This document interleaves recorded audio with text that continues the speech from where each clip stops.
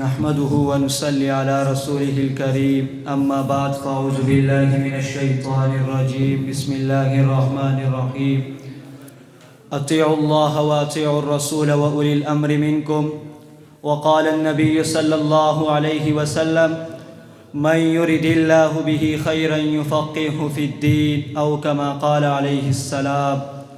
درس قرآن سے سنت ملتی ہے، فقہ کے چاروں سلاسل کی سند ملتی ہے، چاروں برحق ہے امامت کے جو حقدار ہوئے، بخدا سنت نبوی کے علمدار ہوئے، ہے مقصر نہ ان میں کوئی غالی ہے، اپنے افکار میں ہر ایک بہت عالی ہے، سو افادیت اجماع کا انکار نہیں، اپنے ہم مقلد ہیں ہمیں جہل پر اصرار نہیں۔ میرے انتہائی معزز واجب الاحترام میرا اساتذہ کرام اور ہم مشن ہم سبق طلباء کرام و مہمانان گرامی، آج کی اس عظیم الشان فقید المثال سالانہ تقریری مقابلہ میں جس موضوع پر جسارت کرنا چاہتا ہوں وہ ہے فقہا کی دینی خدمات۔ محترم سامعین، اللہ کریم نے قرآن مقدس میں اطاعت خداوندی اور اطاعت رسول کے ساتھ اولی الامر کی اطاعت کا حکم فرمایا ہے، اور تمام مفسرین نے اولی الامر کی مراد فقہا اور مجتہدین بتائی ہے۔ چونکہ قرآن و سنت کے بعض مسائل بظاہر الفاظ سے نہیں ملتے تو ان الفاظ کی تہ سے ان مسائل کو نکالنے کا فن مجتہد اور فقیہ جانتا ہے، اس لیے غیر منصوص مسائل میں اطاعت فقہا کا حکم دیا گیا ہے، اور انہی فقہا نے بڑی عرق ریزی و جہاں فشانی سے مسائل و احکام قرآن و سنت کی تہ سے نکال کر امت کو دیے ہیں۔ آئیے میں آپ کے سامنے فقہا کی دینی خدمات رکھتا ہوں۔ جس طرح محدثین میں امام بخاری رحمۃ اللہ علیہ کو تمام محدثین پر سبقت حاصل ہے، اسی طرح فقہا میں سراج الفقہا فقیہ اعظم حضرت امام اعظم ابو حنیفہ رحمۃ اللہ علیہ کو تمام فقہا پر سبقت حاصل ہے۔ امام اعظم ابو حنیفہ رحمۃ اللہ علیہ نے اسلامی عقائد کے تحفظ کے لیے بہت سی خدمات سر انجام دی ہے۔ مولانا قاضی اطہر پوری نے کتاب سیرت ائمہ اربعہ صفحہ نمبر 37 میں لکھا ہے کہ ایام جوانی میں امام اعظم ابو حنیفہ رحمۃ اللہ علیہ نہایت ذہین و فطین اور صاحب فہم و فراست تھے۔ ایام جوانی بڑی خوشحالی کے ساتھ گزر رہے تھے۔ اس وقت ایک طرف فقہا اپنے فقہ و فتویٰ کے اجتہاد و استنباط میں مشغول تھے، دوسری طرف اجمی اختلاط کی وجہ سے فرقہ باطلہ اسلامی عقائد کے مقابلے میں مناظرے کا بازار گرم رکھتے تھے۔ اس وقت طبقہ جہمیہ، قدریہ، جبریہ، خوارج اور روافض وغیرہ پیدا ہو گئے تھے۔ اسی کے ساتھ مجوسیت، ثنویت، سمونیت اور ملاحدہ اور زنادقہ پھیل رہے تھے، جن کے مقابلے میں علماء اسلام علم کا حربہ لے کر آئے۔ انہی علماء میں سے ایک امام اعظم ابو حنیفہ رحمۃ اللہ علیہ بھی تھے، جو ایام جوانی میں اس میدان میں اترے اور اپنی خدادات ذہانت، طبائی اور حدت نظر و فکر سے اسلامی عقائد کے تحفظ کی صحیح ترجمانی کر کے ملاحدہ اور زنادقہ کو شکست دی۔ امام اعظم ابو حنیفہ رحمۃ اللہ علیہ خود فرماتے ہیں کہ اسلامی عقائد کے تحفظ کے لیے 20 سے زائد مرتبہ بصرہ سے آنا جانا پڑا، بعض اوقات 1 سال، بعض اوقات اس سے کم وہاں مقیم رہنا پڑتا تھا۔ محترم سامعین، انہی فقہا میں سے ایک امام ظفر رحمۃ اللہ علیہ بھی ہیں، جو راتوں کو نیند کے بجائے شرعی مسئلے حل کرتے۔ ایک مرتبہ امام اعظم ابو حنیفہ رحمۃ اللہ علیہ عشاء کی نماز پڑھ کر مسجد سے نکلے، جوتے ہاتھ میں تھے کہ ان کے خاص شاگرد امام ظفر رحمۃ اللہ علیہ نے کسی شرعی مسئلے پر گفتگو شروع کر دی۔ دونوں حضرات اسی جگہ کھڑے ہوئے غور و فکر کرنا شروع ہو گئے، یہاں تک کہ فجر کی اذان ہو گئی۔ دوبارہ مسجد لوٹے اور نماز فجر پڑھی۔ نماز فجر پڑھنے کے بعد امام اعظم ابو حنیفہ رحمۃ اللہ علیہ کی بات پر اتفاق ہو گیا۔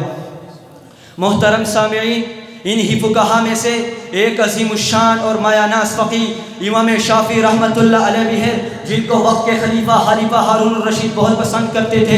ایک مرتبہ خوارج نے خلیفہ ہارون الرشید سے کہا کہ ہم امام شافعی رحمۃ اللہ علیہ سے کچھ مسائل کے بارے میں پوچھنا چاہتے ہیں، اگر ٹھیک بتا دیے تو ہم شافعیت اختیار کر لیں گے، اگر نہیں بتائے تو امام شافعی رحمۃ اللہ علیہ خارجیت اختیار کریں گے۔ وقت کے خلیفہ ہارون الرشید نے کہا ٹھیک ہے۔ جب ٹائم پورا ہوا، امام شافعی رحمۃ اللہ علیہ تشریف لائے جائے. انہوں نے کئی سوالات کیے جن میں سے میں 3 کا ذکر کرتا ہوں. پہلا سوال کیا 2 عاقل آزاد مسلمانوں نے شراب پی ہے, ایک کو حد لگی ہے ایک کو نہیں لگی, وجہ کیا ہے؟ امام شافعی رحمت اللہ علیہ جواب دیتے ہیں ایک بالغ ہے اس لیے اس کو حد لگی ہے, ایک نابالغ ہے اس لیے اس کو حد نہیں لگی. دوسرا سوال کیا کہ ایک آدمی نے بکری ذبح کی, باہر گیا, واپس آیا, گھر والوں کو کہا میرے لیے کھانا حرام ہے, تو گھر والوں نے کہا ہمارے لیے بھی حرام ہو گیا. وجہ کیا ہے؟ امام شافعی رحمت اللہ علیہ جواب دیتے ہیں آدمی نے حالت شرک میں بکری ذبح کی, اس نے باہر گیا, باہر اللہ کو اس کے اسلام کی توفیق عطا فرمائی, مسلمان ہو گیا, دوبارہ گھر آیا, گھر والوں کو کہا میرے لیے کھانا حرام ہے, گھر والوں کو اس کے اسلام لانے کا پتہ چلا, گھر والے بھی مسلمان ہو گئے, اس لیے ان پر بھی حرام ہو گئی. تیسرا سوال کیا 5 مردوں نے زنا کیا ہے, ایک کو قتل کیا, دوسرے کو رجم کیا, تیسرے کو حد لگی, چوتھے کو آدھی حد لگی, 5ویں کو کچھ نہیں کہا گیا. وجہ کیا ہے؟ تمہاری شریعت کیسے ہے؟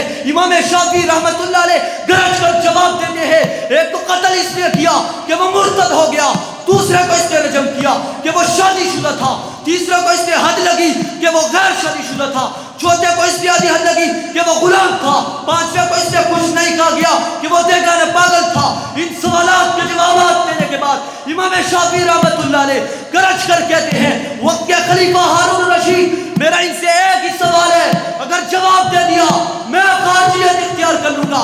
وہ سوال کیا تھا؟ ایک آدمی 600 درہم چھوڑ کر مرا ہے, 600 درہم میں سے 12 بھائی, ایک بیوی, ایک ماں اور ایک بہن ہے, اس کی بہن کو صرف 1 درہم ملا, یہ کیسے وراثت کا مال تقسیم ہوا؟ وہ سب کے سب ایک دوسرے کو دیکھنے لگے اور بہت سا ٹائم گزر جانے کے بعد خلیفہ ہارون الرشید امام شافعی رحمت اللہ علیہ سے کہتے ہیں آپ خود ہی جواب دے دیں. امام شافعی رحمت اللہ علیہ جواب دیتے ہیں 600 درہم میں سے 2/3 400 درہم اس کی 2 بیٹیوں کو مل گئے, 200 درہم بچ گئے, 600 درہم کا چھٹا حصہ اس کی ماں کو مل گیا, 100 درہم بچ گئے, 600 درہم میں سے 8واں حصہ اس کی بیوی کو مل گیا, 25 درہم بچ گئے, 25 درہم میں سے 2 درہم اس کے 12 بھائیوں کو مل گئے, 1 درہم بچا, یہ اس کی بہن کو ملا. اس مسئلے کا جواب دیتے ہوئے خلیفہ ہارون الرشید نے یہ اعلان کیا کہ آج کے بعد امام شافعی جیسے فقیہ ہوتے ہوئے کسی اور کا کوئی فتویٰ نہیں چلے گا. محترم سامعین, آخر میں اپنی تقریر کو امام اعظم ابو حنیفہ رحمۃ اللہ علیہ پر ایک شعر پڑھ کر ختم کرنا چاہتا ہوں. بتا رہا ہے ہمیں سریا عروج بام ابو حنیفہ, بتا رہا ہے ہمیں سریا عروج بام ابو حنیفہ, بلند تر ہے فلک کے تاروں سے بھی مقام ابو حنیفہ. تمہاری تبلیغ کی ضرورت نہیں ہے اس کو اے جلنے والو, تمہاری تبلیغ کی ضرورت نہیں ہے اس کو اے جلنے والو, ہے مالک و شافعی و احمد فدائے نام ابو حنیفہ. وآخر دعوانا الحمدللہ.